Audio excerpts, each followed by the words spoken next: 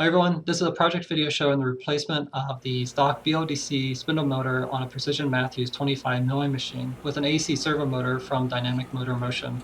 This is a temporary mount to verify the operation of the AC servo before purchasing the components for a more permanent mount. This replacement supports a video series on predicting and measuring machining performance. I'd be glad to answer any questions. Please like and share the video. The love is always appreciated.